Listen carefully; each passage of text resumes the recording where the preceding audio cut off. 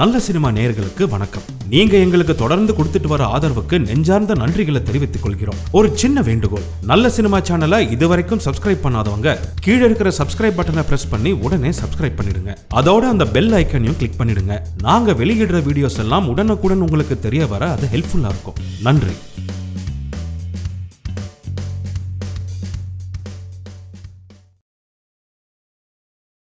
நடிப்புக்கு இலக்கணம் வகுத்தவர், தமிழ் சினிமாவின் சகாப்தம், அர்ப்பணிப்பின் அவதாரம், கலைஞரின் புரட்சிகர வசனங்களை தனக்கே உரிய எழுச்சியில் கர்ஜித்த நாயகன், யுகங்களால் கடுகளவு கூட கரைக்க முடியாதவர் நம் நடிகர் திலகம். பலவிதமான கதாபாத்திரங்களை தேர்வு செய்து அதில் திறம்பட நடித்து ரசிகர்களின் உள்ளத்தை கொள்ளை கொண்டவர்.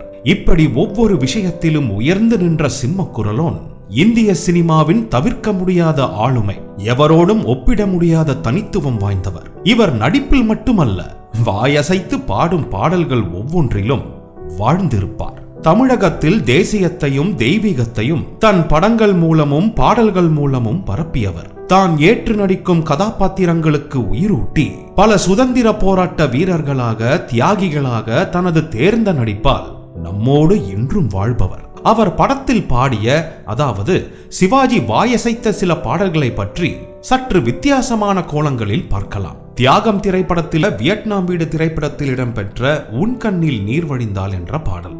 இந்த பாடலில் சிவாஜியின் முகபாவனையும் நடிப்பும் வேற லெவல். அதை பாராட்ட வார்த்தைகளே இல்லை. பிரஸ்டீஜ் பத்மநாபனாக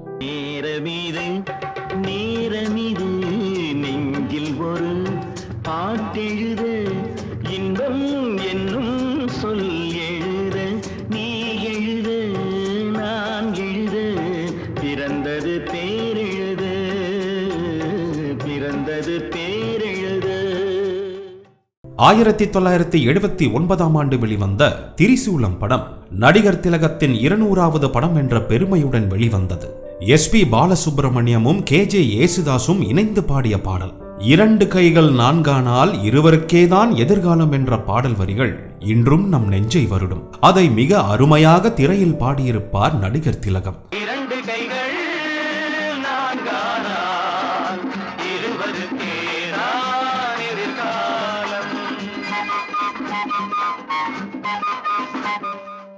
அடுத்ததாக முதல் மரியாதை. இப்படி எத்தனையோ திரைப்படங்களில் காதலியுடன், பெற்றோருடன், மனைவியுடன், சகோதர சகோதரியுடன், நண்பனுடன் இணைந்து பாடியிருப்பார்.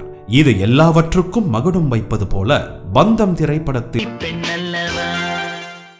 மனதில் உள்ள காயங்களை குணப்படுத்த இவரின் நடிப்பில் வெளிவந்த படங்களை பார்த்தாலே போதும்.